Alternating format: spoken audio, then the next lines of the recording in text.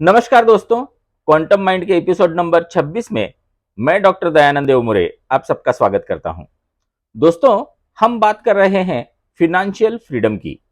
हमने पिछले एपिसोड में देखा फिनेंशियल फ्रीडम का मतलब बहुत पैसे होना ये नहीं होता। इसका मतलब होता है हमारे पास जो भी पैसे हैं उसको अच्छी तरीके से मैनेज करना। इसको थोड़ा दूसरे तरीके से समझने की कोशिश करते हैं। दोस्तों, अगर आपके घर में कोई छोटा बच्चा है और उसको अगर आप एक आइसक्रीम का स्कूप खाने के लिए देते हो और एक आइसक्रीम का स्कूप खा के उसे सर्दी हो जाती है, तो पॉसिबिलिटी कितनी है कि आप उसको 2 स्कूप खाने के लिए दे दें? नहीं ना। 2 स्कूप खाने से उसको ज्यादा प्रॉब्लम हो जाएगा। ऐसा ही पैसे के मामले में नेचर हमें टेस्ट करता है। वो पहले देखता है कि ये आदमी कितना पैसा संभाल सकता है। अगर आप 10,000 रुपए संभाल नहीं सकते तो नेचर आपको 10,001 रुपया भी नहीं देगा। उसको अगर ये विश्वास हो गया कि ये आदमी 10,000 रुपया ठीक तरह से संभाल सकता है तो वो 10,001 रुपया 11,000 रुपया आपको दे सकता है। तो नेचर को ये कैसे विश्वास दिलाएं कि हम 10,000 रुपया या फिर जो भी आप कमा रहे हो उतना पैसा आप संभाल सकते हो? इसके लिए मैं वर्ल्ड की नंबर 1 टेक्निक बताने वाला हूं, जिसका इस्तेमाल करके आपका मन पैसे के लिए वाइब्रेट करना स्टार्ट हो जाएगा और आपका मन मैग्नेट बन जाएगा पैसे के लिए। तो क्या आप तैयार हैं ये टेक्निक करने के लिए? चलिए देखते हैं। जैसे मैंने पिछले एपिसोड में एक औरत के बारे में बताया था, जो औरत पूरी तरह से कर्ज में डूबी हुई थी, लेकिन उसने ये टेक्निक अपनाई और वो मल्टी मिलियनियर बन गई। क्या है ये टेक्निक? इस मेथड का यूज करके आप अपने पास आने वाले पैसे को ठीक तरह से मैनेज कर पाओगे। तो क्या करना है ये पहले देखते हैं। हम एग्जाम्पल के तौर पे लेते हैं कि आप 10,000 रुपया महीना कमा रहे हो। तो सबसे पहले इस पैसे को डिवाइड करना है। कितने हेड्स के अंडर डिवाइड करना है उसके बारे में हम बाद में बात करेंगे। सबसे पहले आपका इनकम का एक बड़ा हिस्सा आपका जो डे टू डे खर्चा है उसके लिए निकालना है, और वो है 55%।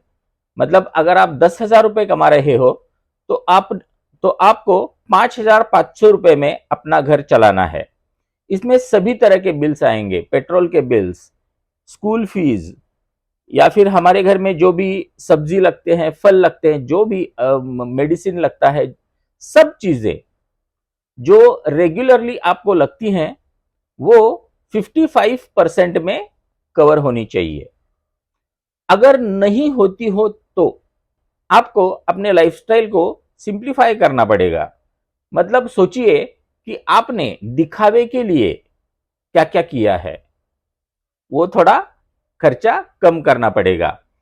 तो इसमें बहुत सारी चीजें शामिल हैं। आपके पैसे में लीकेज कहां कहां है उसको ढूंढिए। इसमें शायद आपके मोबाइल का रिचार्ज प्लान भी आ सकता है, या फिर आप पोस्टपेड यूज करते हो तो उसका भी प्लान आ सकता है। शायद अभी कोई बेहतर प्लान आया होगा जिसकी तरफ आपने ध्यान नहीं दिया है। ऐसी बहुत सी चीजें हो सकती है जिनकी तरफ आपने अभी तक ध्यान नहीं दिया है और उनमें आपका पैसा खर्चा हो रहा है। तो ऐसे लीकेजेस को पहचानिए और उन लीकेजेस को कम कीजिए। अपना जो मंथली एक्सपेंस है वो 55% में पूरा कवर हो जाना चाहिए। इसके बाद मैं एक इंपॉर्टेंट चीज बताता हूं। जो चीज जब भी आपको पैसे की जरूरत हो तो ये चीज सबसे पहले कीजिए। क्या करना है वो चीज बताने से पहले मैं एक रिसर्च के बारे में बताऊंगा। दोस्तों, इस दुनिया में सबसे अमीर कम्युनिटी अगर कोई होगी तो वो है जू कम्युनिटी। जू कम्युनिटी के लोग इतने अमीर कैसे होते हैं? तो इसका आंसर मिला उनके रिलीजियस टेक्स्ट्स में। जिसमें एक कॉन्सेप्ट है टीदिंग। टीदिंग का मतलब होता है 1/10, मतलब 10वां हिस्सा। तो उनके रिलीजन में यह बताया जाता है कि उनके कमाई का 10वां हिस्सा डोनेट करना है चैरिटी को। आपको शायद ये लगेगा कि डोनेट करने से मेरे पास जो पैसा है वो कम हो जाएगा, लेकिन इसका बिल्कुल उल्टा है। जब भी आप निस्वार्थ भाव से कुछ डोनेट करते हो तो उसके मल्टीपल में आपको वो चीज वापस मिलती है। तो आपके कमाई का 5% जो हिस्सा है उसको आपको डोनेट करना है। तो डोनेट कहां पे करना है और कैसे करना है, ये बहुत इंपॉर्टेंट है, क्योंकि गिविंग के भी स्टेजेस होते हैं। सबसे निकृष्ट गिविंग जो है वो गिविंग है, कोई भिखारी आया आपके पास और उससे इरिटेट होके आपने पैसे दे दिए, ये लो चले जाओ यहां से। वो सबसे निकृष्ट डोनेशन है। इसके बाद उसकी क्वालिटी बदलती जाती है, जैसे कि अगर लेने वाले को देने वाले का और देने वाले को लेने वाले का नाम पता है तो वो थोड़ा ऊपर आता है। दोनों में से एक को दूसरे का नाम पता नहीं है तो और थोड़ा ऊपर आता है। और सबसे श्रेष्ठ जो दान है वो कौन सा है? वो दान है किसी को सेल्फ रिलायंट बनाए दे। जिस दान से अगर कोई आदमी उम्र भर कमाना सीख जाए तो वो सबसे अच्छा दान माना जाता है। मतलब ऐसे बोला जाता है ना कि कोई भूखा आदमी अगर आपके पास आता है तो उसको मछली खाने के लिए मत दीजिए, उसको मछली को कैसे पकड़ते हैं ये सिखाइए, वो उम्र भर मछली खाएगा। तो डोनेट कीजिए 5% मनी, इसको बढ़ा के बाद में 10% करना है, लेकिन 5% पैसा ये आपको डोनेट करना ही है। मैं थोड़े एग्जांपल्स बताता हूं कि हम किस तरह से, मैं और मेरे फ्रेंड्स किस तरह से गिविंग की प्रैक्टिस करते हैं। सपोज कि अगर कोई ब्रेकफास्ट सेंटर है जो आपका पहचान का है, तो हम लोग क्या करते हैं कि उसको एक 500 रुपए दे के रखते हैं और उसको बोलते हैं कि जो भी आपके पास ऐसा आदमी आए जिसको कि भूख लगी है लेकिन उसके पास पैसे नहीं है, तो इन 500 रुपए में से उसको खाना खिला देना। ऑफ कोर्स ये करते वक्त वो दुकानदार उतना क्रेडिबल होना चाहिए, तो आप ऐसा कर सकते हैं तो कीजिए। या फिर कोई अनाथालय है या ओल्ड एज होम है, वहां पे डोनेट कीजिए। डायरेक्टली पैसा मत डोनेट कीजिए, वहां पे खाना डोनेट कीजिए या फिर दूसरे टाइप में भी आप डोनेशंस कर सकते हो। जिस दिन आप डोनेट करना स्टार्ट कर दोगे उसी दिन से आपके पैसे के फ्लो में आपको फर्क दिखाई पड़ेगा। 10% ऑफ द मनी, आपके कमाई का 10% हिस्सा, इसको बोला जाता है FFA, मतलब फिनेंशियल फ्रीडम अकाउंट। जिस फिनेंशियल फ्रीडम के बारे में हम बात कर रहे थे ना, वो यही है। 10%, 10,000 रुपए में से 1,000 रुपए आपको ऐसे अकाउंट में ट्रांसफर करने हैं जिसका आपको चेकबुक, ATM कार्ड, ऐसा कुछ भी नहीं लेना है। उस अकाउंट में उसको जस्ट ट्रांसफर करना है। तो आपको इस मेंटालिटी में रहना है कि मैंने 90% ही पैसे कमाए हैं। तो 10% आपका कमाई का हिस्सा वो FFA अकाउंट में जाना चाहिए। इसको बोलते हैं फिनेंशियल फ्रीडम अकाउंट। उसके बाद 10% मनी जो है वो LTSS बोला जाता है, इसको long term saving for spending, LTSS। हमारे जो सपने होते हैं, शायद हमें वर्ल्ड टूर करना है या फिर घर में बच्चे छोटे हैं लेकिन आगे चल के उनकी शादी करनी है, आपको एक बड़ी कार लेनी है, घर बनाना है, तो ये प्लान लॉन्ग टर्म के प्लान्स हैं जिसके लिए सेविंग होना जरूरी है। तो आपके कमाई का 10% हिस्सा जो है वो LTSS फंड होना चाहिए। उसके बाद 10% of the money must be given for our education. दोस्तों, पिछले एपिसोड में हमने फिनेंशियल फ्रीडम के बारे में बात की। पैसिव इनकम कमाने के लिए हमें कुछ तो ऐसा करना पड़ता है जिसकी वजह से हमें उम्र भर पैसा मिलता रहे।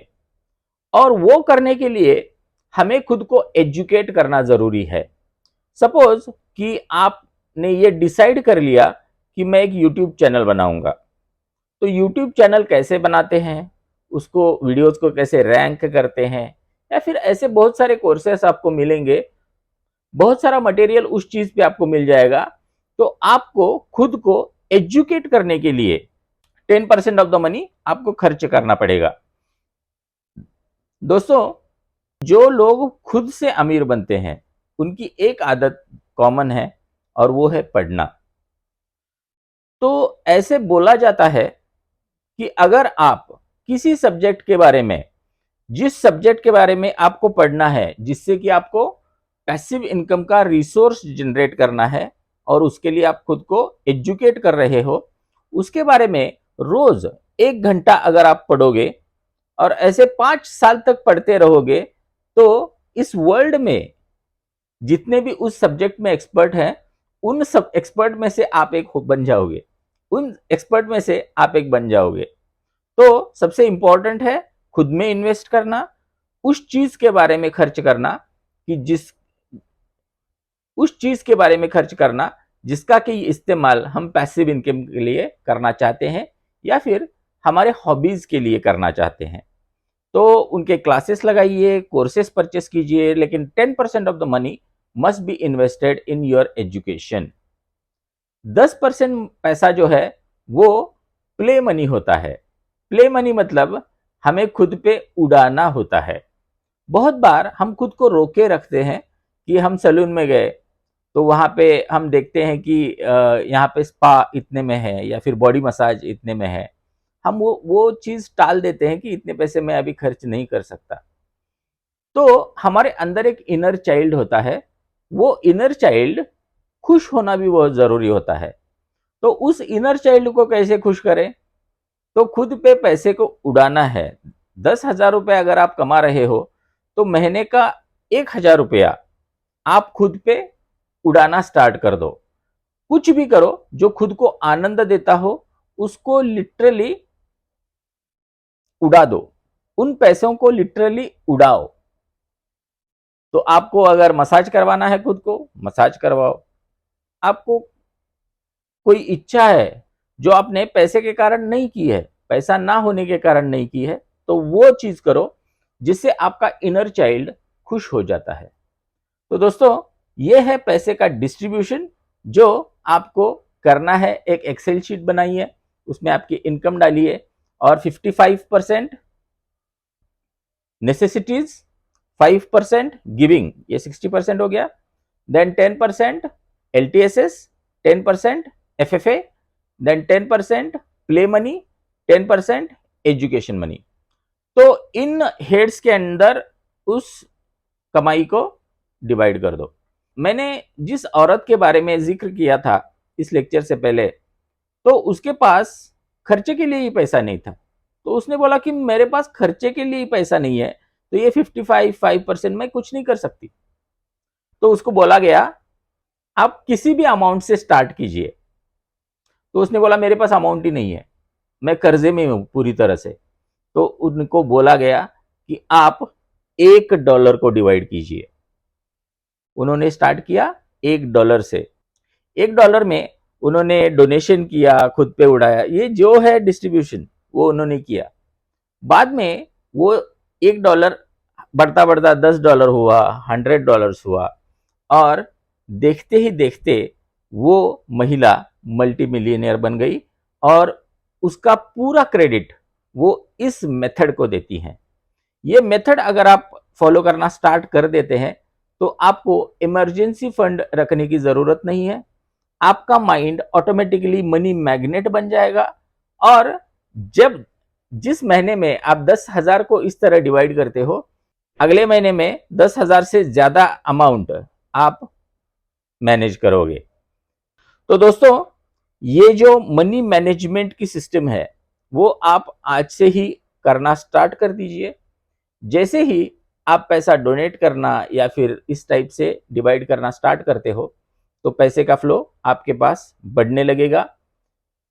अभी इसके लिए बहुत से ऑप्शंस आप चूज कर सकते हो। अगर 5 हेड्स के अंदर आपको इसको सेव करना है तो आप एसआईपी लगाइए, अलग अलग एसआईपीज लगाइए उसके लिए, तो वो पैसा भी बढ़ता जाएगा।